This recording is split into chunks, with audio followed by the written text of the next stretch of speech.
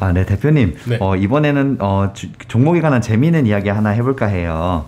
한동안 그 태조 이방원, 이거 이름 정말 잘 지은 것 같아. 이 정말 이 주식들이 한참 핫했었다가 최근에 좀 많이 와르르 무너지긴 했는데 이들 중에 어떤 분야가 전망이 좋을지 대표님 어떻게 예상하세요?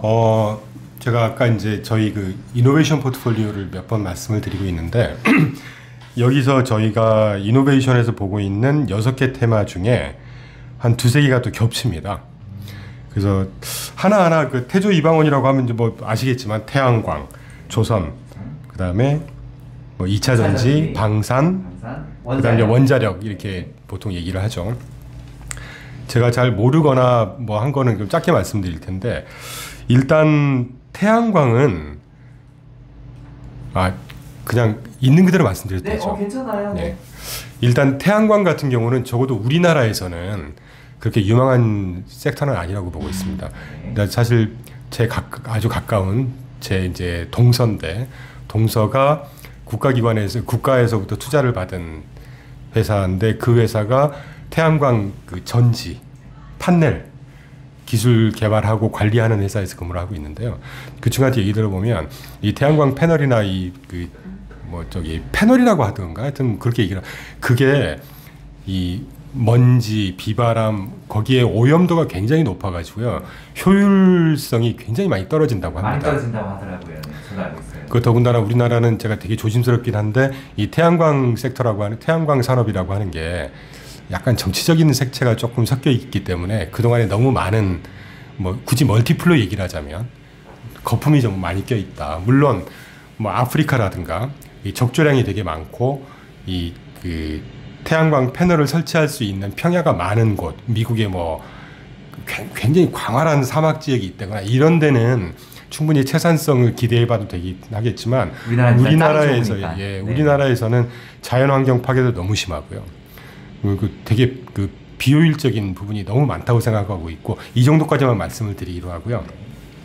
조선 같은 경우 최근에 조선이 좋았던 거는 우크라이나 전쟁 때문에 LNG 보급선에 대한 수요가 갑자기 확 뜬 거지 않습니까?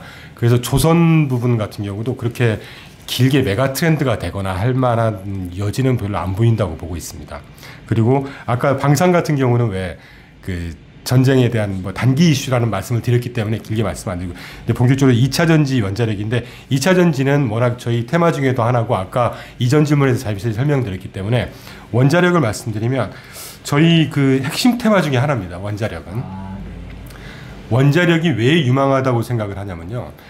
사람이 앞으로 우리가 일상생활을 하거나 이 투자도 마찬가지지만 가장 많이 회자되고 언급되는 어떤 사회적인 이슈라고 하면 환경오염, 에너지, 그래서 이제 ESG라든가 뭐 탄소 감축 이런 것들이 아주 큰 어떤 큰 메인스트림으로 자리 잡고 있는 상황인 거잖아요.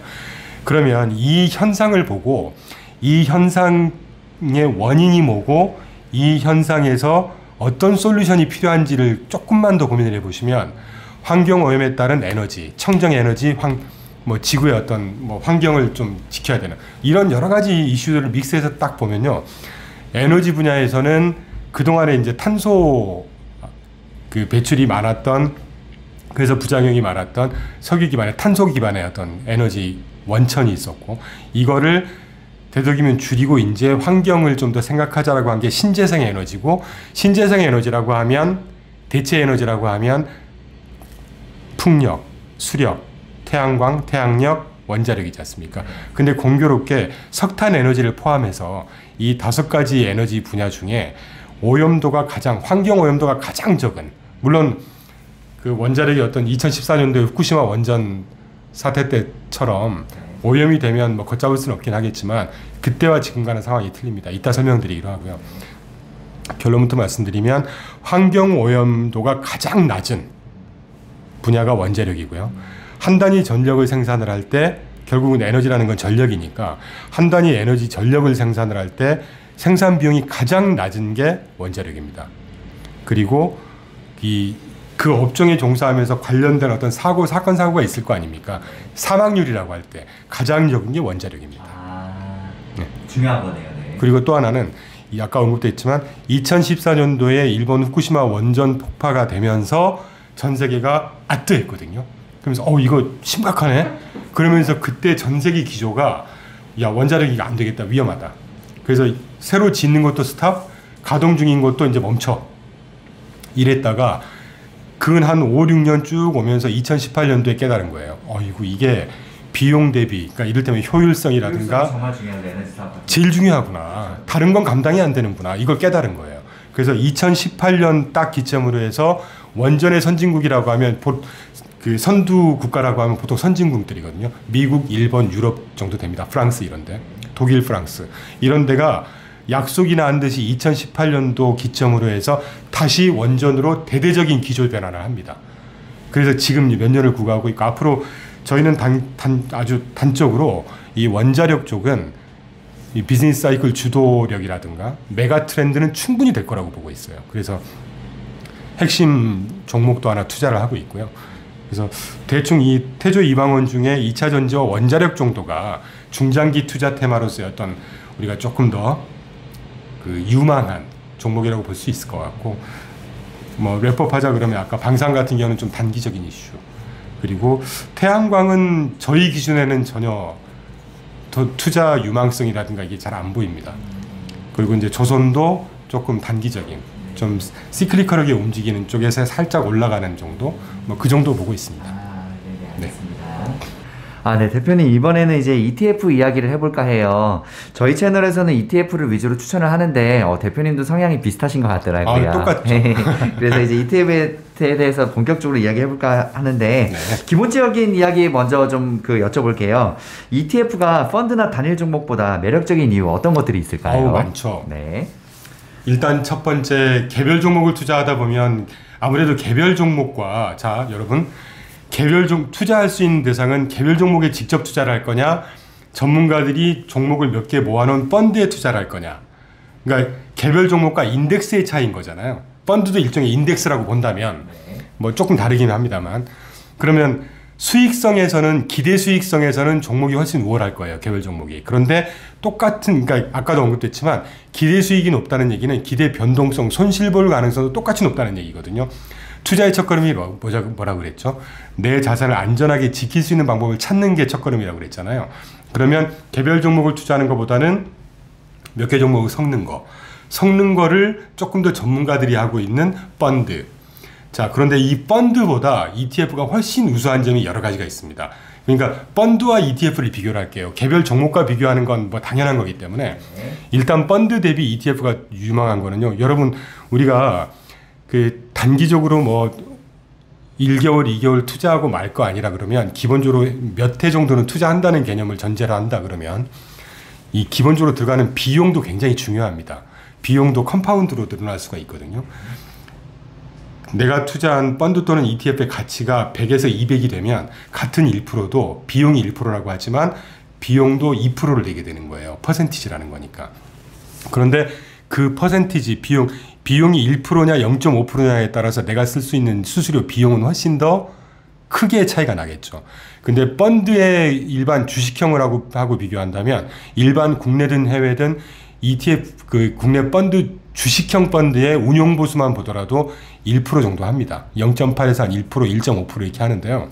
근데 ETF는 같은 주식형이라고 하더라도 평균이 0.5% 정도밖에 안 됩니다. 더 싼 것도 있고요. 물론 경우에 따라서는 조금 더 0.9% 뭐 비싼 것도 있긴 하지만 평균 0. 일단 비용이 싸다는 거고요. 두 번째, 투명성이라는 거죠. 저도 펀드 만들어 보고 판매도 해보고 펀드에다가 간접 투자도 해봤지만, 내가 투자한 펀드에 어떤 종목이 갖고 있는 거를 아는 건 당연한 거 아니겠습니까? 근데 펀드 운용사나 판매사에 갖고 있는 종목을 실시간으로 달라 그러면 안 줍니다. 맞아요, 안 주더라고요. 네. 줘도 3개월 전에 운용 보고서에 전체 종목도 있지 않아요. 바로바로 알 수가 없어요. 알 수가 없고, 그것도 그 자본시장법이 어떻게 규정이 되어 있냐면요, 운용사가 판단해서 줄 수 있다라고 돼 있어요. 그러니까 줘야 한다가 아닙니다. 안 줘도 그만이란 소리죠. 그렇죠. 안 줄 수 있다니 이걸 알 수가 없죠. ETF는요, 하다못해 네이버만 찍어보셔도 현재 종목이 다 조회가 됩니다. 미국은 더합니다. 미국은 해당 운용사의 홈페이지 찾아 들어가서 보시면 실시간으로 다 공개가 되고요. 뭐 다른 다 공개가 됩니다. 일단 투명성에서 비교가 안 되죠. 세 번째는 그 관리의 효율성이라고 하는 건데, 이게 조금 어려운 개념이긴 하지만 펀드와 ETF의 관리 효율성을 비교를 해보자면 펀드 같은 경우는 펀드의 운용 담당자가 주식형이라고 예를 들어보자고요. 주식형 같으면 그 현재 당시에 또는 앞으로 좋을 주식을 다 긁어 모은 게 펀드지 않습니까? 그러다 보니까 업종이라든가 이런 것들이 다 믹스가 돼 있어요. 그러니까 어떤 한쪽의 전망이라든가 전망 예측력이 조금 떨어질 수 있는 여지가 있죠. 근데 ETF는 인덱스와 액티브 ETF를 합쳐놓은 거거든요. 그러니까 어떤 한 종목을 딱 정해놓고 어떤 한 분야를 정해놓고 거기에 최고의 종목들만 인덱스와 비슷하게 깔아놓는 겁니다. 그러니까 그 업종에 대한 전망 예측력이라든가 이 변동성이 조금 더 줄어들면서 예측력이 높아질 수밖에 없겠죠. 이런 것들이 펀드 대비 ETF가 훨씬 유망하다는 거예요. 그래서 뭐 이런 몇 가지만 보더라도 그리고 또 하나 제가 부가적으로 설명드리고 싶은 것은 우리가 이제 저도 뭐 금융상품을 개발하고 금감원에서 상도 받아봤지만 이제까지 유구한 자본시장의 역사에서 금융상품이라는 게 펀드도 신상품으로 개발이 돼서 펀드가 형성이 됐고 ETF도 1993년도에 처음에 SSGA라는 회사가 발명을 한 이후에 지금 2008년도에 그때는 다 인덱스 말 그대로 인덱스형 ETF였어요. 근데 2008년도에 액티브 ETF 전략이 그 미국 SEC로부터 승인이 딱 납니다. 그러면서 이제 운용 전략의 다변화가 굉장히 많이 이루어졌거든요. 하다못해 아까 제가 말씀드렸지만 그 아크라는 회사가 성과가 많이 안 좋을 거라고 생각이 되니까 어떤 운용사에서 아크를 숏하는 ETF까지 나올 정도로 굉장히 전략적인 다변화가 이루어지고 있고 지금 현재도 헤지펀드가 가장 그나마 그 ETF로 구현되는 게 비중이 상대적으로 적지만 이 ETF도 하루가 다르게 헤지펀드형 ETF도 굉장히 많이 늘어나고 있습니다. 그러니까 ETF라고 하는 이 금융상품의 종류가 유구한 자본시장의 역사에서 거의 끝판왕 정도 된다고 저는 보고 있어요. 비용 효율성, 투명성, 관리 효율성 이런 차원에서 ETF는 정말 좋은 투자 대상이라고 생각하고 있습니다. 예. 다음 질문 또 이어서 해볼게요. 지금 위 질문이랑 접목된 이야기인데 네. ETF 시장이 계속 늘어나고 있는데 앞으로도 ETF 시장 어떻게 더 확장될까요? 물론 더 늘어나겠죠. 저희 채널 같은 경우도 이 ETF 위주로 하는 게 일단은 좋은 게 종목 선정을 할 필요가 없고 여러 가지 장점이 있잖아요. 상당히 앞으로도 계속 많이 늘어날 거라고 생각해요. 어떻게 보세요, 대표님? 일단 제가 21번 슬라이드를 갖고 왔는데요. 2003년 이후에 2022년도 지난 9월 현재까지 수치를 갖고 온 겁니다. 전 세계의 ETF AUM이죠. 수탁고가 사이즈가 얼마나 크냐. 당시에 204빌리언이었다가 지금 이게 얼마인가요? 1조인가요? 엄청나네요. 네. 10조 빌리언이니까 어마어마한 성장을 했고요. 2009년도 연말까지도 아니고 9월까지만 해도 8,696빌리언입니다. 그러니까 작년 사이즈를 아마 더 초과를 훨씬 하고 사이즈만 봐도 이렇게 급격한 성장을 하고 있고 중요한 건 ETF 개수죠. 재밌는 게 아까 제가 살짝 언급드렸는데 2008년도에 액티브 ETF가 허용이 되면서 그때부터 이 ETF 숫자라든가 수탁고가 이제 급증을 하기 시작해요. 2003년도 당시에 전 세계 ETF가 280개 정도밖에 안 됐었습니다. 그런데 제가 이 자문사를 준비하면서 ETF 글로벌 시장 ETF 자료를 만들면서 보니까 작년 말에 8,552개였거든요. 근데 올해 9월 달에 이미 13,000개가 넘었어요. 그새? 예. 네네. 그러니까 자, 근데 이제 이것도 중요하지만 여러분께서 보셔야 되는 거는 이 13,000개만큼 ETF가 늘어났을 때 그 내용이 어떻게 늘어났냐가 중요한 거잖아요. 방금 이전 질문에서 제가 미리 말씀을 드렸는데 앞으로 전략적인 방향으로 훨씬 더 다변화가 될 겁니다. 운용 전략의 다변화가 굉장히 폭발적으로 이루어질 거라는 거죠. 하다못해 아까 제가 언급했지만 헤지펀드가 상대적으로 가장 적게 반영이 돼 있다고 그랬잖아요. ETF로. 근데 헤지펀드 쪽에 ETF 이 숫자가 훨씬 더 빠르게 성장을 할 거고 대체자산 쪽의 성장이 더 폭발적으로 증가를 할 겁니다. 그게 왜 우리한테 좋은 거냐면요. 우리가 사실 여러분 헤지펀드에 개인이 직접 투자할 거라면 사실 불가능합니다. 받아주지도 않고요. 최소 50억에서 100억 있어야 받아주고요. 헤지펀드는 규모가 좀 있어야지만. 그리고 또 엔타이 머니 론더링 같은 절차가 굉장히 까다롭기 때문에 개인이 돈 많다고 해서 무작정 받아주지 않습니다. 어떤 사람이고 자금 출처가 뭐고 이런 거 다큐멘테이션 엄청 해야 되거든요. 그러니까 개인이 직접 헤지펀드는 불가능해요. 그런데 ETF로 이렇게 구현하는 숫자가 많아지고 폭발적으로 성장하다 보면 개인 투자가도 개별 종목처럼 매매할 수가 있는 거잖아요. 그러니까 전략적인 다변화. 아까 제가 모두의 저희 회사가 자산군 분산뿐만이 아니라 운용 전략의 분산을 한다고 그랬잖아요. 그걸 여러분께서도 공부하기 나름이지만 충분히 구현이 가능하다는 얘기죠. 그러니까 투자자 입장에서는 굉장히 좋은 거예요, 이게. 그래서 앞으로 ETF의 시장은 그렇게 구조적인 변화, 아주 투자자 입장에서는 훨씬 유리한 방향으로 성장을 폭발적으로 계속할 거다라는 말씀을 꼭 드리고 싶습니다. 예. 그리고 마지막으로 또 하나 말씀드리고 싶은 것은 아까 이전 질문에 저희가 이제 우라늄 핵 에너지가 저희 핵심 테마 중에 하나라고 했는데 그걸 하다 보니까 제가 또 알게 된 건데요. 이제까지 ETF는 금융투자회사, 자산운용회사들이 주로 운용을 한다고 생각을 하지 않습니까? 근데 저희가 지금 투자하고 있는 ETF, 우라늄 ETF는 투자회사가 아니었고요. ETF, 우라늄 산업에 우라늄 전문회사가 ETF를 운용하는 전문기관으로 변모하는 케이스가 있습니다. 그러니까 앞으로는 이 ETF라는 게 워낙 이 효율성이라든가 투명성이라든가 접근성이 좋기 때문에 이런 케이스가 많아지지 않을까 하는 생각이 들어요. 그렇게 되면 투자자 입장에서 훨씬 더 우라늄 산업에 워낙에 몸을 담고 있던 회사가 얼마나 잘 알겠습니까? 어떤 투자 전문가보다 우라늄 산업에 대해 더 잘 알겠죠. 그런 외부 전문가들이 ETF를 운용하는 운용력으로 변모를 한다? 투자자 입장에서 훨씬 더 유리한 거겠죠. 이제 그런 성장, 어떤 질적 성장도 같이 이루어지지 않을까 하는 생각을 하고 있습니다. 네. 네. 좋은 말씀 감사합니다, 대표님. 대표님, ETF가 이렇게 앞으로도 지금 매력적이고 그만큼 시장에 대해서 계속 확장이 되고 있는데, 주의점도 있겠죠? 당연히 있죠. 투자니까요. 네. 이 ETF에 투자할 때 주의점이 뭐가 있을까요? 어떤 특별한 결함이라든가, 입에 담긴 좀 그렇지만 옵티머스라든가 라임이라든가 이런 사태를 우리가 겪었지 않습니까? 그렇죠. 뭐든지 생길 수 있잖아요. 네. 근데 그런 류의 문제는 없을 거예요. ETF라는 건 워낙에 투명하게 관리가 되고 실시간으로 볼 수 있고 전문가들이 2번, 3번 다 검증을 한 상품이고 또 거기에 들어가는 종목들도 그렇게 몇 번씩 검증을 한 포트폴리오이기 때문에 다만 제가 여러분께 꼭 드리고 싶은 말씀은 ETF도 아무거나 종목 넣는다고 해서 다 수익이 나지는 않습니다. 이것도 투자 상품이기 때문에요. 손실 가능성이 있어요. 그러면 손실 가능성을 줄이려면 결국 공부해야 되는 건데 어떤 포인트를 몇 가지를 해야 되느냐. 제가 ETF를 고를 때는 운용 보수도 중요하고 또 이제 2번째, 3번째 이 2가지가 더 중요하다고 보는데 그 ETF가 표방하는 운용 전략이 있을 거 아니겠습니까?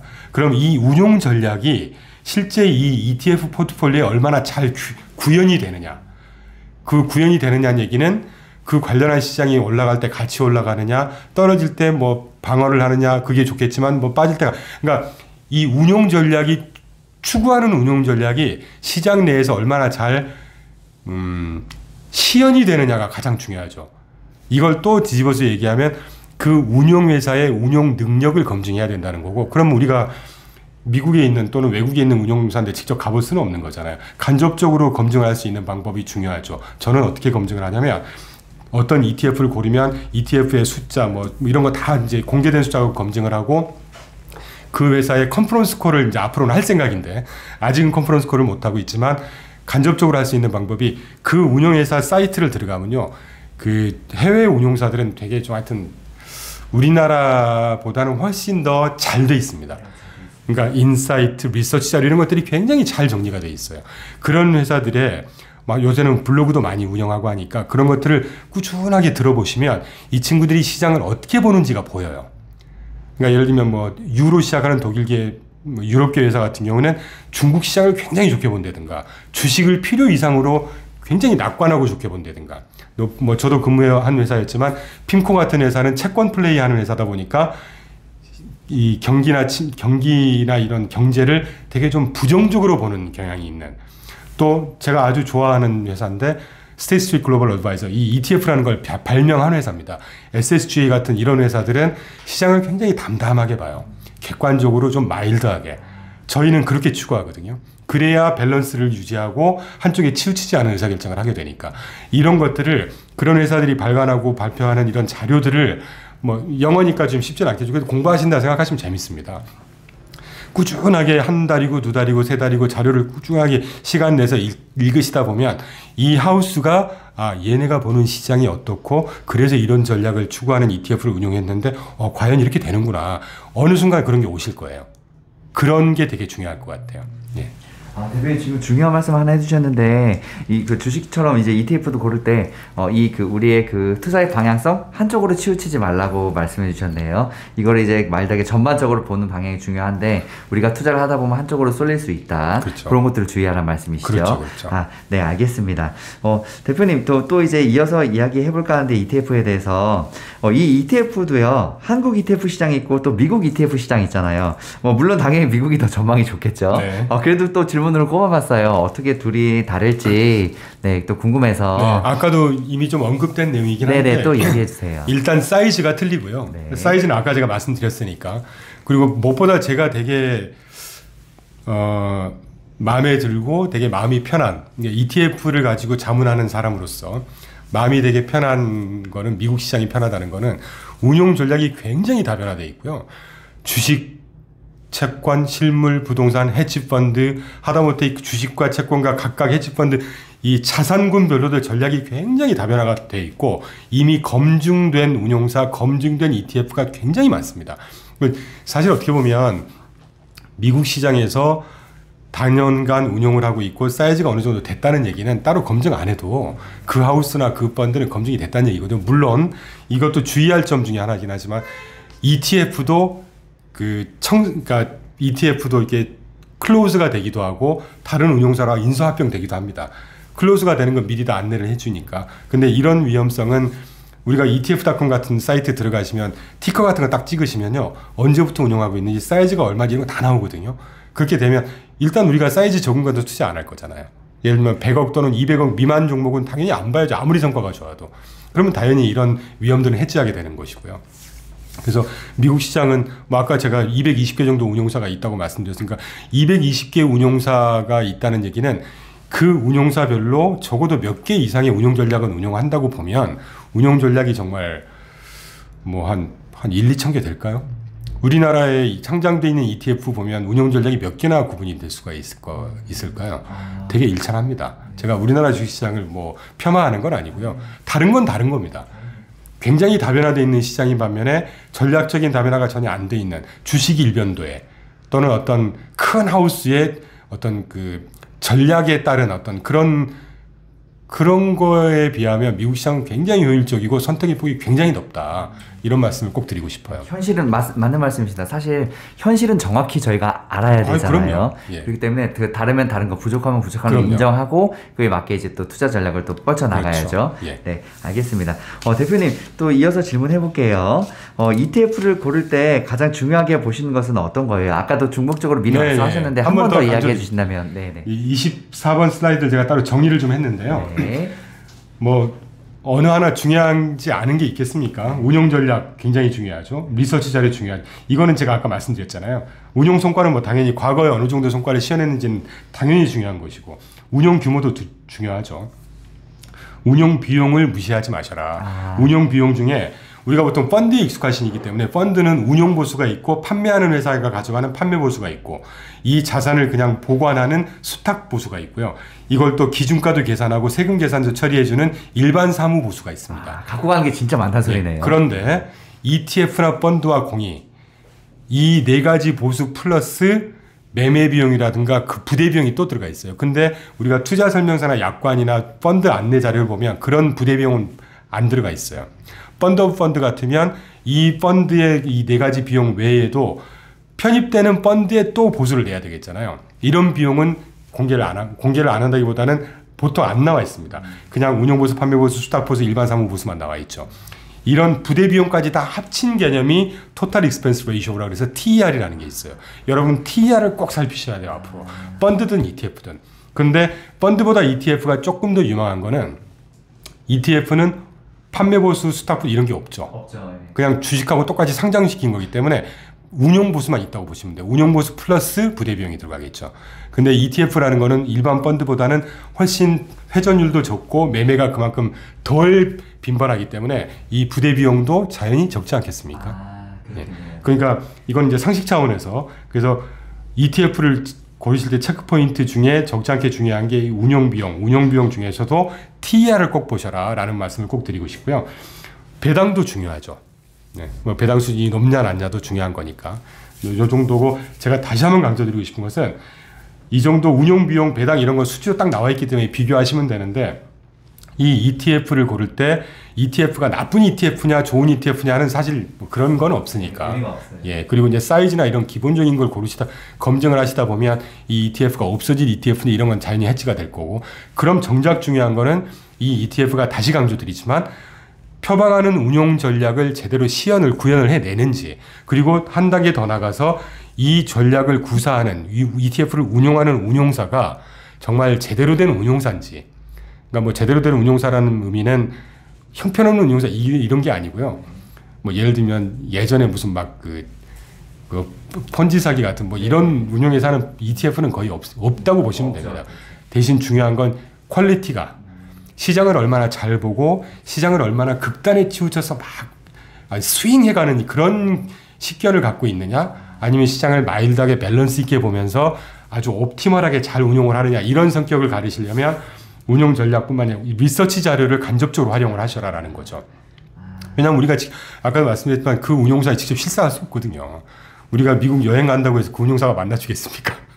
그러니까 이제 이런 리서치 자료 같은 거를 여러분 공부도 되시고요. 또 부가적으로 제가 뭐 체크포인트하고 상관은 없는 얘기지만, 제가 이제 그 외국사에 주로 많이 근무를 하다 보니까 영문 자료를 읽는 거하고 국내에서 물론 훌륭하신 애널리스트 분들 많습니다. 국내 애널리스트 분들이 만든 국내 리서치 자료하고는 분명히 차이가 있어요. 그 이슈를 전달하는 거나 이슈의 어떤 해석해내는 뎁스 깊이라든가 또는 적시성이라든가 할 때는 해외 자료가 훨씬 빠르고 정확한 내용이 많습니다. 예, 그래서 공부도 할 겸 좀 삶의 지혜도 좀 함양을 할 겸 그렇게 공부도 하시면 자연스럽게 검증도 되시고, 아마 어느 순간 몇 개월이고 쭉 자료를 힘드시지만 처음에 힘들지 뭐 쭉 하다 보시면 또 금방금방 되거든요. 하시다 보면 이 회사가 이런 색깔이 있구나. 이래서 얘네들이 이런 ETF를 출시했고 운용을 하는 거, 이런 게 생기실 거예요. 예. 그렇게 준비를 하시면 되게 유망하지 않을까 싶습니다. 대표님 방금 얘기하신 것 중에 기억에 남는 이야기가 있는데, ETF를 고를 때 이 ETF를 이제 발매한 회사들의 그 성향, 네. 투자 성향을 꼭 파악해 보시라는 거예요. 그렇죠. 네네. 그것도 새로 한 가지 또 배웠네요. 그리고 사실 저 같은 경우는 ETF 투자할 때 저는 뭐 거의 운용 보수나 아이 수수료 생각 안 해요. 왜냐면 워낙 싸잖아요. 싸기 때문에 그냥 ETF 안에 뭐뭐 있나 구성 종목 있고 그냥 투자하거든요. 그래도 무방은 하지만 네네네. 그래도 우리가 자산 투자를 할 때 제 돈도 중요하지만 고객님들 여러분들 그 힘들게 모으신 자산 또 불려야 되고 비용도 무시 못하죠. 네. 알겠습니다. 네, 대표님, 그러면 이제 또 혹시 저희 채널에서 선정한 종목들 말고도 안전한 ETF? 네. 혹시 조심스러운 질문인데 ETF 같은 거 추천해 주실 거 혹시 있으실까요? 안전한 ETF라는 건 사실 없죠. 투자 상품이라고 그렇죠, 하는 건 네. 어떻든 변동성이 있게 마련이니까. 네. 그런데 운용 전략이나 운용 스킴이 안전하다고 할 수는 있죠. 그래서 제가 두 개를 갖고 왔는데요. 25번 슬라이드에 RLY라는 ETF가 있고 GAL, 저희는 이제 가리라고 부릅니다. 가리라는 ETF가 있는데, 공교롭게 이 두 개 다 SSJ, 제가 되게 좋아한다는, 뭐 좋아해서 홍보하려는 건 아닙니다. SSJ하고 제가 연락하는 건 없고요. SSJ라는 회사는 아주 굉장히 오래된 운용사이면서 ETF를 아예 발명한 회사입니다. 이 회사가. 제가 개인적으로 참 좋아하는, 또 자료도 아주 마일드하게 밸런스 있게 쓰는 하우스거든요. 그러니까 그런 하우스다 보니까 운용 자체도 아주 익스트림하게 하지 않아요. 그러니까 항상 주된 전략이 로우 벌러틸리티, 포트폴리오 자체가 변동성을 낮게 유지하면서 낼 수 있는 최대한의 수익을 내자는 이런 아주 좀 밸런스 있는 이런 하우스거든요. 그런 하우스 중에 제가 이 두 가지는 이 RLI라는 ETF는 실물 자산들, 리얼 리턴이라고 하죠. 인플레이션을 해지할 수 있으면서 적당한 수익을 내는 그런 자산군 중에 자산 배분을 하는 자산 배분형 ETF고요. 옆에 가리라는 ETF는 말 그대로 아까 이 RLI라는 건 이제 대체 자산, 실물 자산 위주의 자산 배분이라면, 가리라는 종목은 이를테면 우리가 아까 주식, 채권, 실물, 부동산 이렇게 크게 대변하지 않습니까? 자산군 간에 일반적으로 동태적 자산 배분을 하는 ETF입니다. 그러니까 투자 경험이 조금 적으신 분들이나 입문하시는 분들이시라고 하면 이 두 가지 정도를 둘 중에 하나 정도를 투자를 하시면 운용 전략 자체도 아주 시장의 어떤 방어적인 그러면서도 적당한 수익을 낼 수 있는 전략을 간접적으로 경험하실 수 있지 않을까 해서 갖고 왔고 제가 굳이 이렇게 깨알 같은 글씨 이런 걸 캡션 붙여갖고 온 건 이게 이 운용회사의 운용보고서거든요. 운용보고서도 여러분 공부하시면 합니다. 이게 자세히 뜯어보시면요. Key feature, about the primary benchmark, about the secondary benchmark. 사실 벤치마크 이런 건 굳이 큰 의미는 없는데 옆에 보시면 토탈 리턴 나와 있죠. 그 다음에 조금 확대를 큐뮬티브 리턴 나와 있고 애뉴얼라이즈드 리턴 나와 있고 인덱스 수익률 나와 있고 이런 것들이 모든 정보들이 다 들어가 있거든요. 그러면 이제 여러분 보시면 큐뮬티브 영어니까 이게 뭐지 막 이럴 수 있잖아요. 여러분 요새 인터넷 너무 잘 돼 있습니다. 큐뮬티브 리턴 찍어보시면 그게 어떤 의미인지 다 나와 있어요. 이런 거 하나하나씩 찾아가시는 거에 되게 재밌어요. 희열을 느끼시라는 거죠. 그래야 여러분의 인사이트가 하나씩 쌓입니다. 이런 친구들이 이렇게 구분을 해놓은 이유는요. 수십 년, 이 회사는 300년을 된 회사거든요. 수십 년 동안 경험치에 쌓여서 꼭 필요한 정보를 다 담아놓은 거예요. 그러니까 공부하기도 너무 좋고 이런 걸 한 번씩 쭉 하시다 보면 이거 말이 영어지 별거 아닙니다. 경제학도 마찬가지로 투자 용어도 되게 어려워 보이지만 찾아보면 별거 아니거든요. 내용은. 그러니까 그런 식의 공부를 하시는 차원에서 여러분한테 도움이 될 수 있지 않을까 해서 가져와 왔습니다. 네. 추천 감사합니다. 네. 네. 네, 대표님, 종목 이야기 계속 하고 있는데요. 네. 국내 서학개미들이 제일 좋아하는 종목, 그리고 입방아에 많이 오르는 종목, 테슬라, 그리고 엔비디아 정말 많이 하락하기는 했는데, 이 친구들이 왜 이렇게 하락했는지, 그리고 또 다시 올라갈 여지가 있는지, 또 앞으로 어떤 이슈들이 있을지, 어떻게 생각하세요? 이야기 좀 부탁드려요. 당연히 경제가 성장하는 것처럼 그 시장도 성장할 거고 또 그 시장이 유망한 시장이라면 당연히 성장을 하겠죠. 주가 하락이야 여러 외부 요인이 있는 거니까요. 그런 차원에서 이해하시면 될 것 같고 테슬라, 엔비디아 유망한 종목들 중에 하나입니다. 분명히 성장할 겁니다. 다시 이제 주가 상승할 거고 다만 테슬라, 엔비디아가 많이 빠진 이유는 딱 명확관화하죠. 금리 상승에 굉장히 민감한 종목들이라는 거. 수출에 민감한 종목들이기 때문에 그리고 또 하나는 공교롭게 이 두 개 회사가 중국에다 공장을 많이 갖고 있어요. 중국 락다운 되면서 직격탄을 맞았죠. 그리고 또 하나는 미중 패권 싸움 거기에 플러스 전 세계 그 공급망 또는 조금 더 깊이 들어가자 그러면 반도체 이 체인에서 중국이 이제 중국을 빼겠다는 거지 않습니까? 그러면 직격탄을 맞는 종목 대표가 딱 테슬라, 엔비디아가 되는 거죠. 그래서 주가가 많이 빠졌는데 저는 엔비디아 같은 경우는 상당히 리실리언트하다고 보고 있어요. 상승 탄력이 충분히 있다고 보고 있는데 엔비디아를 먼저 간단히 좀 말씀드리면 사업 부문별로 보면요. 일단 데이터 센터, 그 다음에 게임 관련한 거, 그 다음에 시각화, 프로페셔널 비주얼라이제이션이라고 하는데 오토모티브, 그러니까 자동화 관련한 거, 그리고 이제 OEM 이렇게 한 6가지 정도 사업 분야를 나눌 수가 있는데요. 지난 3분기 실적 기준으로 데이터 센터 쪽의 매출은 31% 증가했고요. 그 다음에 게이밍은 거의 반토막 났습니다. 마이너스 51% 역성장했고 그 프로페셔널 비주얼라이제이션 마이너스 65%. 그런데 오토모티브 차량 자율주행 관련한 솔루션에는 86% 성장을 했어요. 그러니까 분야별로 업앤다운은 있지만 아까 제가 왜 유망한 4차 산업혁명 이런 거 빅테크 하이테크 중에 말씀드리면서 공교롭게 데이터 센터, 오토모티브 이런 것들은 딱 거기에 해당하는 분야들이거든요. 그러니까 이 성장할 수 있는 분야가 다변화되어 있으면서 유망한 섹터는 또 여전히 성장을 하고 있기 때문에 리질리언트하다고 보고 있고요. 테슬라 같은 경우는 조금 이슈가 많은 것 같아요. 일단 첫 번째로 제가 개인적으로 첫 번째로 테슬라를 조금 주의해야 되겠다라고 하는 거는 아까도 살짝 언급됐지만 지배구조입니다. 여러분 지배구조가요. 지분을 몇 프로 갖고 있느냐만 지배구조가 아닙니다. 비근한 예로 예전에 어디라고 말씀드릴 수는 없지만 우리나라에 이제 그 반도체 만드는 중견기업이 있었는데 그 회장님이 골프를 너무 사랑하시는 거죠.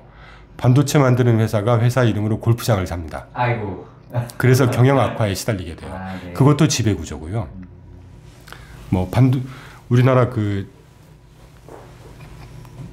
바카스로 유명한 회사. 네네. 그 바카스도 한번 지배구조하는 사람들 사이에서는 입방아에 오르내린 적이 있죠. 제약회사네. 매출 지주사로 전화를 했는데 한 계열 회사에서 지주사 전체 매출의 80% 바카스로 나온다. 이게 지주사로서의 의미가 있나? 이것도 지배구조입니다. 네네. 근데 그런 것처럼 CU 리스크도 지배구조의 영역이거든요. 근데 아까 말씀드렸지만 테슬라는 그 전기차 시장의 폭발적인 성장, 미래의 대안이 될 수밖에 없다는 성장 가능성, 거기에 상상력이 풍부한 일론 머스크라는 천재라고 평가를 했죠.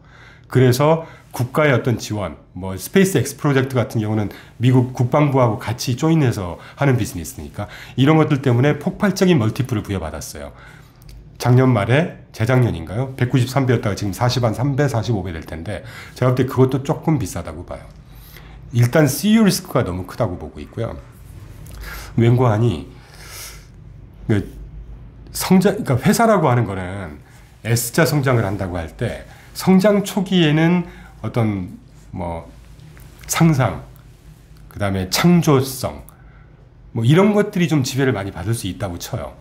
그런데 회사가 어느 정도 이제 성장을 구가하고 이 S 곡선에서 이제 그 어느 정도의 단계가 다다르게 되면 회사라는 건 경영과 관리 능력이 좌우할 수밖에 없거든요. 진짜 중요하죠. 네. 계속 이어나가려면. 그럼요. 네. 근데 그런 면에서 볼 때는 창조력, 뭐 천재인지 아닌지는 저는 잘 모르겠는데 창조성이라든가 어떤 뭐 기발한 아이디어 그건 높게 평가합니다. 그런데 이 경영 능력과 관리 능력에 있어서는 저는 그렇게 별로 높은 점수를 주고 싶지 않습니다. 네, 기업이라는 게 사실 그 두 개가 병행돼서 균형에 맞게 계속 발전을 해야지만 그럼요. 올라갈 수 그리고 있잖아요. 또 하나 제가 지배구조 이슈 중에 연관되지 않은 사업에 투자를 해서 본 사업을 오히려 악영향을 미치는 것도 지배구조 이슈거든요.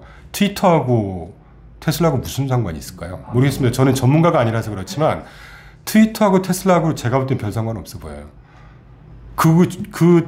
트위터 사느라고 테슬라 지분을 얼마나 많이 처분했습니까? 다른 주주들 그래서 피해 많이 봤잖아요. 그런 것들이 다 지배구조 이슈거든요. 그러니까 지배구조 관점에서 볼 때도 CEO 리스크는 생각보다 크다고 보고 있고요. 전기차 시장, 아까 말씀드린 대로 전기차 시장의 미국 전체 자동차 시장의 전기차 시장이 침투율이 5% 된다고 봅니다. 3에서 5%라고 하는데 여유 있게 5%라고 주죠. 5% 중에 테슬라가 차지하는 비중이 60%예요. 5, 6, 30, 3% 정도 갖고 있다고 보거든요. 앞으로 미국 시장의 전기차 비중이 모든 보고서들이 한 50%에서 60%까지 성장을 할 거라고 봐요. 근데 그 시장을 혼자 다 독식을 할 건가? 아까 제가 왜 전기차 브랜드 48개에서 2028년 몇 년까지인가 150개 정도로 증가할 거라고 말씀드렸지 않습니까? 그러면 경쟁이 심화될 거고 시장 참여자들이 그것도 효율적인 시장에서 테슬라 혼자 다 독식하라고 놔두겠습니까? 그렇죠. 비근한 예로 1, 2위 GM 포드가 지금 뒷짐지고 보고 있다는 거잖아요. 인프라 완성되고 할 때까지 시장이 어느 정도 성장 길목에 본격적인 성장 갈 때까지 기다리고 있는 거지 않습니까? 생산시설 바로 변경할 수 있거든요.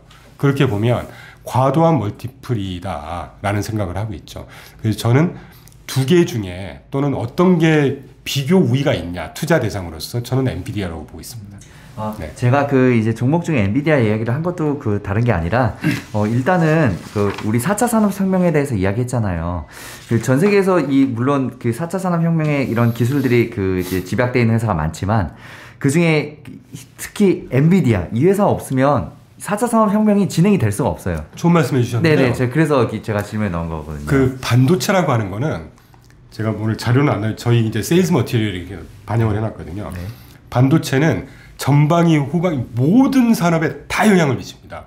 그러니까 엔비디아는 상대적으로 탄탄한 거죠. 그래서 제가 왜 리질리언트라는 말씀을 드린 이유가 주가나 뭐 금리 영향 또는 중국 이슈 때문에 빠지긴 했지만 이 회사가 연관돼 있는 산업은 전 분야인 거고 그만큼 수익이 다변화돼 있다는 얘기잖아요. 그러면 리질리언트 하겠죠. 그리고 이 연관돼 있는 반도체 산업이라는 게 반도체가 망할까요? 자동차가 망할까요? 비교할 수가 없어요. 자동차도 안 망할 거고 반도체도 안 망합니다. 오히려 폭발적인 성장은 반도체가 더하겠죠. 자동차뿐이 아니라 모든 전방위 산업에 다 영향을 미치고 있으니까. 그렇다고 보면 엔비디아 투자 전망은 상당히 있다고 보고 있죠. 물론 저희는 뭐 ETF 투자 전문하는 회사이기 때문에 종목에 대한 의견들은 저보다 훨씬 더 뛰어난 의견이 많을 거라는 걸 참고로 해주시기 바랍니다. 그래도 대표님 이야기해 주셔서 감사합니다. 네, 알겠습니다. 네, 다음 질문 또 해보겠습니다. 네. 이 ETF 하면요, 대표님, 우리 또 그 배당 이야기를 안 할 수가 없잖아요. 네, 요즘 수익률뿐만 아니라 이 배당률을 쫓는 개인 투자자 분들도 많다고 하는데 아주 잘하고 계시는 것 같습니다. 네, 종목 선정할 때도 이 배당률을 또 중요하게 봐야 하는지, 또 이런 배당률을 높은 종목들의 장단점이 또 뭐가 있을까요, ETF들이요? 배당과 관련한 단점은 별로 없는 것 같아요. 그래요? 물론 하나 테크니컬한 단점이 있다고 하면 배당락이 있기 때문에 그만큼 주가에서 빼는 거거든요. 배당에 대한 등락 주가가 말이죠. 푹 빠지면 좀 놀랄 수 있죠. 물론 현금으로 내가 받기 때문에 달라지는 건 없거든요. 근데 그런 단점 외에는 배당은 정말 훌륭한 투자 컨셉인 것 같고 배당은 참 정말 좋은 투자 요소 중에 하나라고 보고 있습니다. 좋은 용돈이잖아요. 그죠? 그럼요. 용돈이기도 하고 이 회사가 배당을 많이 한다는 얘기는요. 여러 가지가 내포돼 있잖아요. 잘 아시듯이. 그 단점 하나만 더.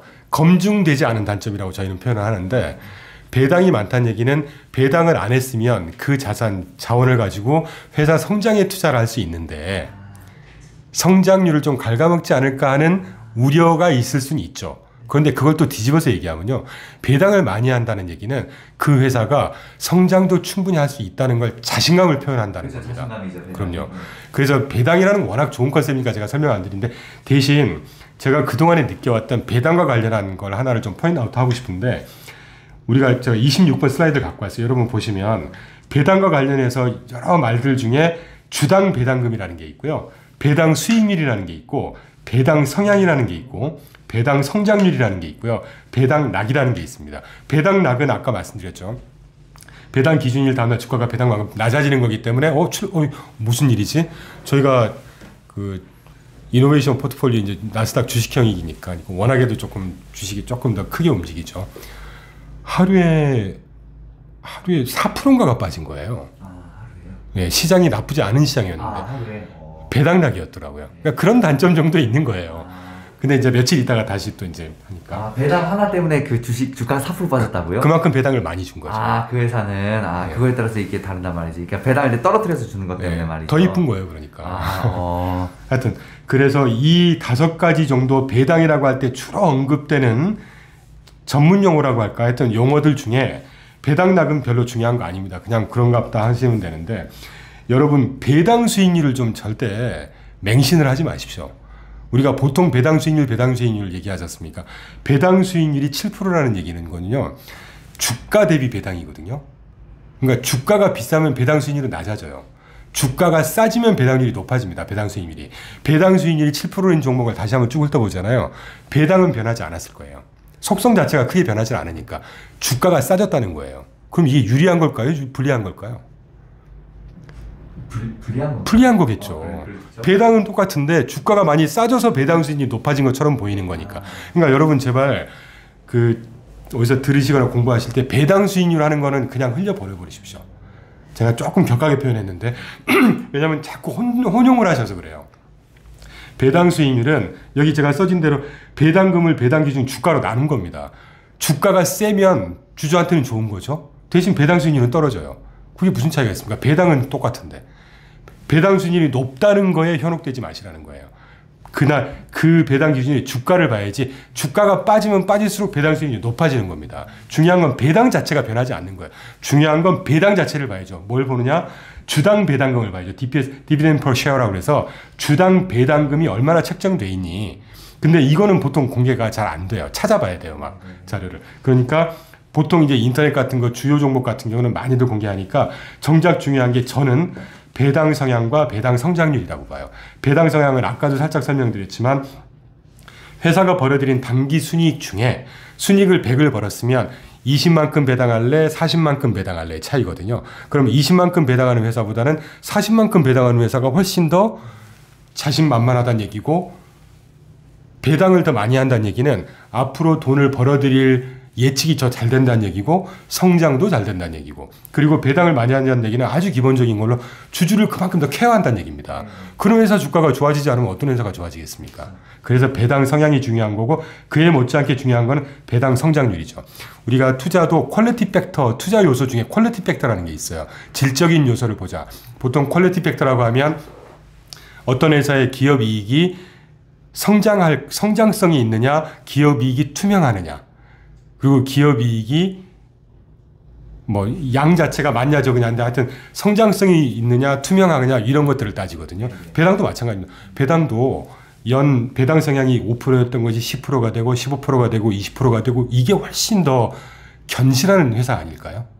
그걸 보는 게 배당 성장률입니다.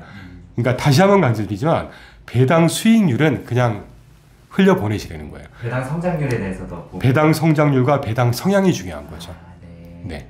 왜냐하면 배당 수익률은 주가가 낮아지면 높아지는 게 배당 수익률이기 때문에 뭐 배당금 전체 금액이 늘어나냐 중요하냐가 중요한 거지 배당 수익률은 그닥 중요한 게 아니다라는 말씀을 꼭 제가 드리고 싶었습니다. 네, 알겠습니다. 네. 와, 대표님 오늘 이야기 정말 많이 해주셔서 너무 감사합니다. 네. 궁금해요. 대표님 저희가 이제 대표님 처음 이제 모시게 될 때 제가 타 유튜브에 나오신 거를 좀 이렇게 모니터링을 해봤어요. 네. 되게 칭찬 댓글을 많이 해주셨는데. 칭찬도 많고. 굉장히 네, 원래 그렇죠. 이제 여러 사람들이 이야기하는 공간이니까. 네. 대표님은 제가 대표님을 말씀하신 칭찬들 중에 어떤 이야기가 기억에 남았냐면 굉장히 이분 인사이트 하신 분이다. 인사이트 통찰력 있으신 분이시라고. 엄청난 칭찬이거든요. 좀 창피합니다. 이런 주식에 관한 전문가들한테 이런 얘기는 정말 극찬이에요. 그래서 궁금해요. 대표님 지금까지 어떻게 살아오셨는지, 언제부터 이 주식 공부나 이런 경제 공부 시작하셨고, 뭐 어디에서 근무하고 어떤 일이 있었고 이렇게 살아온 얘기 좀 부탁드려요. 저희 구독자분들이 이렇게 우리가 이제 살면서 어떻게 열심히 살았구나, 나도 열심히 살아야지 하는 좀 그런 이야기 듣고 싶어요. 네네. 저는 뭐 아주 평범한 삶을 살았는데 다만 이제 대학에서 경제학을 공부를 하고요. 이제 지방에서 공부를 하고 좀 더 제대로 공부를 해봐야 되겠다는 생각, 욕심이 들더라고요. 그러니까 대기만성형이었던 것 같아요. 그래서 대학원을 국제대학원이라는 데를 갔습니다. 그래서 국제법, 국제사회, 국제경제, 국제경영 이런 걸 배우면서 그때 좀 이렇게 보는 식견 또는 그릇이 좀 커졌어야 된다고 그래야 되나요? 워낙 교수님들도 훌륭한 교수님들 많으셨고 그때 영어 공부도 제대로 했고 그러면서 그때가 참 변곡점 중에 하나였던 것 같고요. 이제 어찌어찌 하다가 이제 이 투신업계로 자산운용 회사로 처음 들어갔는데, 그러니까 이제 대기만정이다 보니까 알아야 되지 않습니까? 펀드의 피육자도 모르고 펀드 관련한 회사에 들어왔으니까. 처음에는 이제 막 신입사원으로서 이제 배우고 뭐 자료 복사부터 하다가 이제 상품 개발하고 하면서 상품을 개발한다는 거는 그러니까 펀드를 만드는 건데, 펀드를 만든다는 건 그 펀드가 어디다 투자를 해야 되고 어떤 전망이 되고 이런 걸 기본적으로 알아야 되잖아요. 이게 제 성격 자체가 좀 꼼꼼한 편이에요. 그러니까 다른 일은 그냥 하고 마는데 뭔가가 앞뒤가 다 알아야 이게 직성이 풀리는, 또 그래야 상대방한테 신뢰를 줄 수 있고, 그래서 일단 제가 모든 걸 다 제 식견에서는 이해가 돼야 누구한테 설명을 하는 거라서 그러니까 그때부터 되게 힘들었죠. 그때는 아까도 제가 살짝 말씀드렸는데 그때 스티븐 로치 보고서나 뭐 여러 가지 그때는 한국 회사 보고서나 이게 제한적인 외국 회사 보고서를 쭉 읽는데 이해가 안 되지 않습니까? 되게 힘들더라고요 그때. 5-6장짜리 보고서 읽는데 한 2주씩 걸리니까 너무 힘들었어요. 예. 그래서 그때 막 단어도 엄청 찾고 하면서 이게 이제 쌓이니까 이제는 단어는 안 찾아도 되는 시기가 오더라고요. 그리고 이분들이 얘기하는 게 행간이 이런 뜻이구나. 그러니까 저는 리서치 보고자료를 읽으면서 정말 큰 도움이 많이 됐어요. 전문 용어도 거기서 배우고 찾아서 알게 됐고, 전문가들이 어떻게 시장을 보는지도 알게 됐고, 이게 자료 한두 개 읽는다고 되지 않지 않습니까? 이거를 제가 첫 회사부터 직장생활 마감할 때까지 매일 했거든요, 거의. 그러니까 출장이 있는 날은 빼고 매일 7시나 7시 반에 출근해서 한 장 시작하기 2시간, 3시간 동안은 그날 보고서를 뭐 10개건 5개건 항상 읽었습니다. 그러니까 그런 게 되게 쌓이니까 제가 아까 좋은 칭찬을 해주셨는데 저보다 훨씬 훌륭하신 분들도 많으시고 그래서 조금 머리가 무겁긴 한데 그냥 제 주제에 표현드리자면 그러다 보니까 나름의 식견이 좀 생겼던 것 같아요. 그리고 이제 뭐 대학원 다니면서 그런 국제 관련한 영어를 포함해서 공부를 했던 것도 되게 도움이 됐던 것 같고요. 예. 그래서 그렇게 하고 있고, 제가 사실 이제 이 자문사를 시작한 것은 저도 25년 동안 배운 게 도둑질이지 않습니까? 네. 근데 저는 정말 그런 소명감이 있어요. 그 적든 크든 간에 자산을 증식하고 자산을 지킨다는 건 정말 중요한 일이잖아요. 저한테도 중요하고 모든 분들한테도 중요한 것이고. 그런데 돈이 있으신 분들은, 만약에 100억이 있으신 분들은 그 중에 보통 이제 PB분들이 하시는 말씀이 10분의 1을 금융자산 투자한다고 하거든요. 근데 뭐 저도 마찬가지지만 그렇게 잘 살지 않고 금융자산이 많지 않으시는 분들은 조그만 금액을 가지고 조금이라도 늘려야 되지 않습니까? 그렇죠. 그런 기회를 저 스스로도 하고, 그런 금융지수라고 해야 될까요? 그런 것들 좀 높여보고자 하는 소명감이 있습니다. 좀 일천하긴 하지만. 그러면서 저도 수익도 내고 캐시플로우도 만들고 뭐 그런, 솔직히 말씀드리면 그러니까 서로 좋은 이런 어떤 뭐 자문사를 하면서 투자자분들한테도 좀 뿌듯하게 보람된 결과도 드리고 저 스스로도 결과를 얻고, 네, 그런 생각을 좀 하고 있죠. 그래서 중요한 건 지금도 공부를 하고 있고요. 네. 그래서 그런 게 참 재밌습니다. 제가 대표님 오늘 이야기하면서 느낀 건데, 지금 본인 이야기까지 말씀해 주신 것 중에 기억에 남는 게, 우리가 투자를 하고 어떤 걸 하든 간에 꼭 그 분야에 관해서 공부를 하라는 것. 그렇죠. 네, 저는 그 이야기, 모든 이야기의 기본이에요. 그죠? 그럼요. 네, 그 이야기가 되게 와 닿더라고요. 그렇죠. 지금까지 해서 어떻게 해서 했는지, 딱 하나. 정말 이 분야에 대해서, 이 분야를 좋아하고 이 분야에서 열심히 노력하고 공부하셨다. 네, 이런 이야기를. 네. 저희가 아마 다른 분들도 다 마찬가지일 겁니다. 네, 동기부여의 그 좋은 이야기를 듣겠습니다. 네. 투자 자문회사 대표님이시잖아요. 네네. 이런 투자 자문회사의 종류, 증권사, 자문사, 운용사 뭐 이렇게 있죠? 네네. 어떻게 다른가요? 일단 우리나라 자본시장 법상 지금은 그렇지 않지만 과거부터 보면 운용과 판매가 분리되어 있었어요. 그러니까 옛날에는 운용과 판매가 한꺼번에 돼 있었죠. 삼투신사 시절에. 그러니까 지금 말하면 한투, 대투, 국투, 현대투신 이런 데는 그 증권사 판매를 하는 회사 내에 운용팀이 따로 같이 돼 있었거든요. 근데 그게 이제 부작용이 있다고 해서 한동안 운용은 운용사만 해. 그러니까 펀드 매니팩처링 라이센스는 운용사만 주고 판매하는 라이센스를 판매사로 준 거죠. 은행이나 증권사처럼. 근데 그러다가 얼마 전에 또 다시 판매사도 운영할 수 있어라고 한 게 최근 전문사모 조직이라는 이제 그런 조직들이 내부 운용 조직을 같이 할 수 있게 뒀는데, 이제 그 말씀은 배경지식으로 설명드렸고, 운용 관점에서 보면 자문사가 있고 전문사모 운용사가 있고, 그 다음에 종합자산 운용사가 있고, 이제 증권사가 있죠. 뭐 증권사든 은행이든 내부 운용 조직이 따로 있으니까. 근데 이렇게 좀 틀린 점은 운용하는 건 비슷하긴 한데요. 우리가 보통 펀드를 운용한다라고 하는 거는 전문사모 운용사하고 종합운용사가 펀드를 운용합니다. 펀드를 만들 수 있는 라이센스가 있어요. 그런데 종합자산 운용사와 전문사모 운용사가 다른 점은, 전문사모 운용사는 소위 사모펀드, 우리가 헤지펀드라고 하죠. 사모펀드만 만들 수가 있고요. 종합자산 운용사는 공모펀드와 사모펀드를 다 만들 수가 있어요. 그리고 이제 자문사가 있는데 말 그대로 자문만 하는 자문사죠. 근데 자문사도 종류가 두 가지예요. 순수하게 자문만 하느냐, 일임까지 같이 하느냐. 일임이라는 거는 그렇죠. 일임사라는 건 고객의 자산을 내가 사고 팔고를 직접 할 수가 있어요. 손을 댈 수가 있다는 거죠. 그러니까 여기서 손 댄다고 하니까 현금 갖고 이런 게 아니고요. 그 계좌에 매매를 내가 마음대로 할 수 있는 그 약정을 맺어서 할 수 있다는 거. 근데 저희 회사는 순수하게 자문만 하는 회사입니다. 뭐 저희가 뭐 자본금이 부족해서 자문만 하는 회사라는 건 아니고요. 일임을 하는 거나 자문하는 거나 그러니까 굳이 저희가 고객님들 소중한 자산인데 조금이라도 더 불안해하지 않으실까요?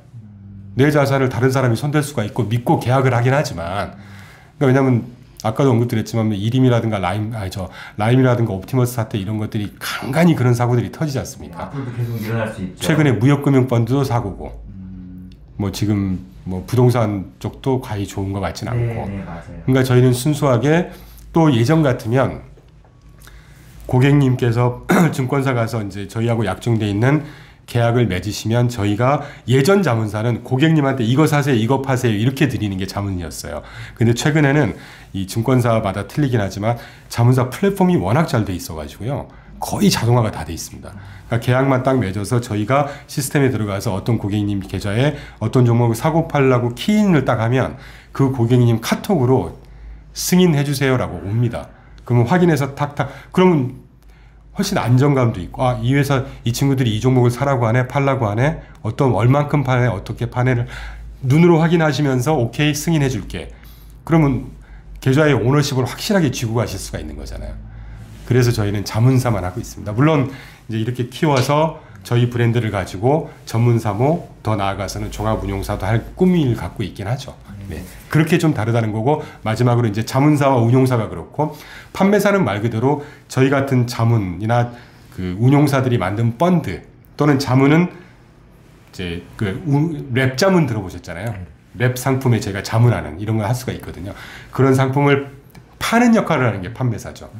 예. 물론 그 안에도 운용 조직이 있긴 하지만 뭐 어느 쪽이 운용에서 봤을 때도 뛰어나지 못하다는 우열을 가릴 수는 없죠. 네. 그런 기능의 차이가 있다고 보시면 될 것 같아요. 네, 대표님, 또 이어서 질문해볼게요. 근데 대답을 다 해주셨네. 대표님, 레그넘 투자 자문 회사잖아요. 어떤 회사예요? 저희 회사는 네. 제가 아까 왜 이제 외국계 운용사 또는 이제 증권사 이렇게 쭉 근무하면서 저희가 같이 하시는 기준한 대표님 같은 경우는 우리나라 파생 상품의 1세대세요. 그러니까 아주 응용수학 전공하셨고 성격도 아주 마일드하시고 제너러스하시고 그래서 운용을 굉장히 균형 있게 안정감 있게 하시는 그리고 워낙 운용만 한 27년 하셨으니까요. 그것도 해외 투자로만 워낙 하셨기 때문에 굉장히 깊이가 있으시고 저는 운용하고 이제 마케팅, 상품 개발, 애널리스트를 두루두루 조금씩 해봤죠. 그러니까 저는 이제 고객이 어떤 걸 원하시는지를 조금 더 잘 알 것 같아요. 그러니까 보통 이제 제가 운용사 근무할 때도 PB분들하고 이렇게 커뮤니케이션하고 투자자 교육 같은 거 하실 때는 제가 이렇게 대단하다 이런 차원이 아니라 PB분들이나 고객님들이 원하시는 부분을 제가 딱 알고 이렇게 탁탁 긁어드리니까 그러니까 고객과의 커뮤니케이션에 있어서 조금 더 이제 세일즈나 마케팅도 했었으니까 그런 차원이 있는데 그래서 이제 그 JP모건에 같이 근무하셨던 이제 선배님이신데 그래서 올해 1월부터 우리도 이걸 해서 우리가 알고 있는 거 우리가 또 충분히 잘할 수 있다는 확신이 사실 있었거든요. ETF 시장은 더 성장할 것 같고 ETF는 사고 날 염려가 없는 자산이고 그리고 이렇게 매크로 플레이를 하면 충분하다 우리만 해도. 그래서 일단 의기투합해서 시작을 하게 됐고 올해 4개 포트폴리오를 운영하고 있습니다. 그래서 자산 배분형 저희 이제 플렉십 펀드죠. 모든 자산에 적극적으로 해서 시장을 비트해 가겠다. 그리고 전통 자산과 그 상황이가 좀 낮다고 하는 대체 자산, 이를테면 실물, 부동산, 헤지 펀드 이런 걸 적당히 섞어서 대체 자산으로만 운영하는 대체 자산 포트폴리오 두 번째, 세 번째는 이노베이션 아까 제가 몇 번 언급드린 좀 공격적인 비즈니스 사이클을 장기적으로 주도하고 메가 트렌드가 될 만한 섹터가 테마가 뭐냐. 그래서 테마 한 6개 골라서 하는 이노베이션 포트폴리오 그리고 이제 안정형 디펜시브라고 해서 헤지 펀드하고 인컴 스트림, 인컴 자산 반, 그 다음에 한 60% 채권을 한 40% 섞어서 채권을 저희는 자산 배분해야 되는 자산이라고 생각하거든요. 절대 안전한 자산이 아닙니다. 채권도. 금리가 굉장히 변동성이 심하기 때문에 그래서 그렇게 해서 이제 좀 안정적인 포트폴리오를 추구하겠다. 요 4가지 하고 있는데 올해 좋을 때는 되게 좋았는데 최근에 저희도 이제 이 US 달러가 좀 빠지면서 그만큼은 빠졌고 증권 수익률 정도가 딱 네트가 된 것 같아요. 그래서 자산 배분형은 지금 한 2, 3% 정도? 지금 그 정도는 잘 나온 거예요? 예, 환 효과 다 빼고. 네네네. 그리고 이제 대체 자산형이 살짝 마이너스권 거의 똔똔 수준까지 온 것 같아요. 그 정도 했으니까 최악은 아니다.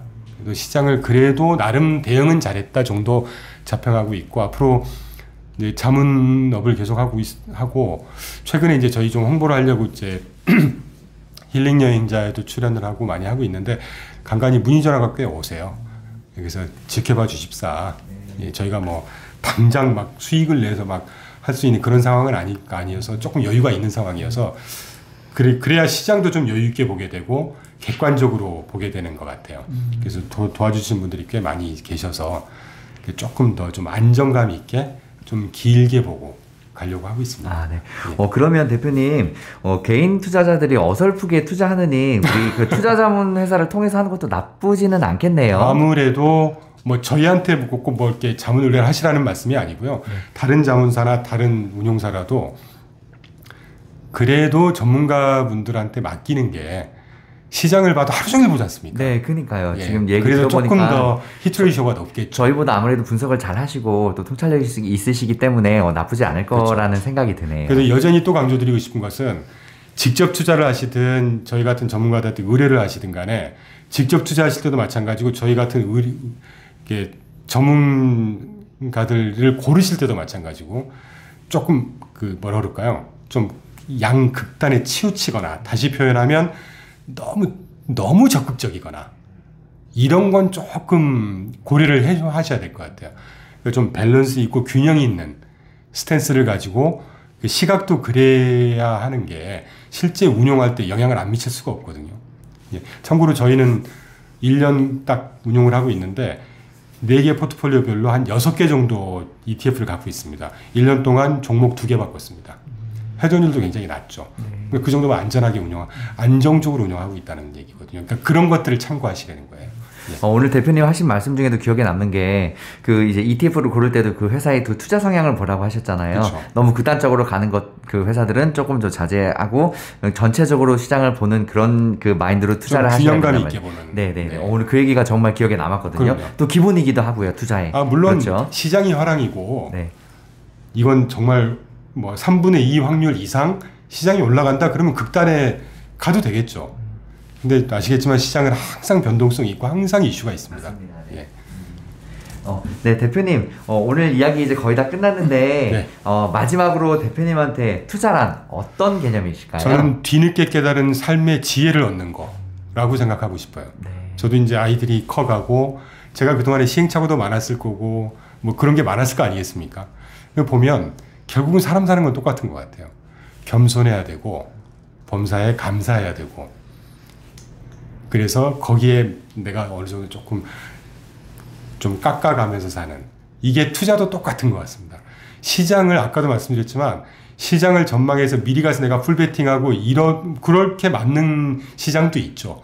근데 지금 같은 시장은 대응하고 시장이 이렇게 움직이고 인정하고 정책 당국자가 이렇게 얘기했으니까 그걸 인정하고 거기에 맞는 투자 전략을 수립하고 그렇게 포트폴리오를 짜고 이렇게 조금 더 스테이블한 접근 방법이 손실 가능성을 조금 더 낮출 수 있고 수익을 낼 수 있는 가능성을 조금 더 높일 수 있는 그러다 보면 이 장기적인 적당한 수익률과 적당한 변동성이야말로 이걸 꾸준히 가다 보면 결국 승자는 이거거든요. 같은 20%를 1년 동안 투자한다고 할 때 이렇게 1등 했다고 꼴등 했다가 20%를 달성하는 상품과 꾸준히 이렇게 20%를 달성하는 상품과는 질적인 차이가 있는 거거든요. 1년 있다가 똑같은 20%지만 이거 질적인 차이가 있는 겁니다. 맞습니다.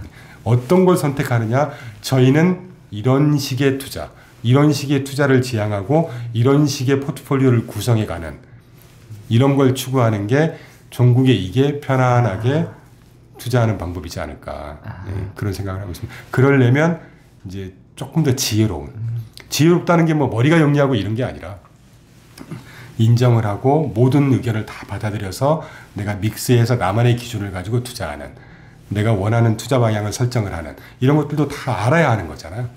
그런 면에서 좀 지혜롭게 그래서 저한테 투자는 뒤늦게 깨달은 삶의 지혜를 주는 것이다. 네, 정말 진심으로 그런 걸 깨닫고 있습니다. 네네.